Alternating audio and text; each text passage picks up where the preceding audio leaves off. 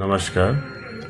मैं अपनी हिंदी कविताओं की श्रृंखला में आज एक नई कविता और आपके बीच में लेकर आया हूँ और मैं आशा करता हूँ ये कविता आपको पसंद आएगी। मेरी आज की कविता का शीर्षक है हम अकेले हैं। जिंदगी के पथ पर प्रगति के रथ पर, जिंदगी के पथ पर प्रगति के रथ पर, दुनिया की भीड़ में, भीड़ के शोर में हम अकेले हैं।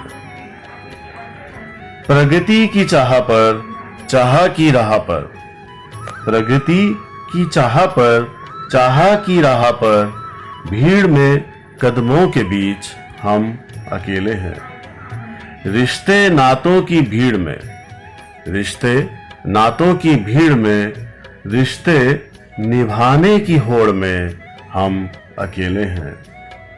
तपती धूप में, तपती धूप में, बादलों की छांव में, तपती धूप में, बादलों की छांव में, समुद्र के तूफानों में, शांत हवाओं में हम अकेले हैं। मूर्खों के तानों में, मूर्खों के तानों में, बुद्धिमानों की सराहनाओं में हम अकेले हैं।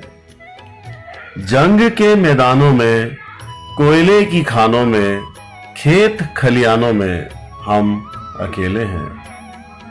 अकेलेपन में ही है चेतना, अकेलेपन में ही है चेतना, अकेलेपन में ही है चिंतन। अकेलेपन में डर नहीं भीड़ में खो जाने का, अकेलेपन में डर नहीं भीड़ में खो जाने का।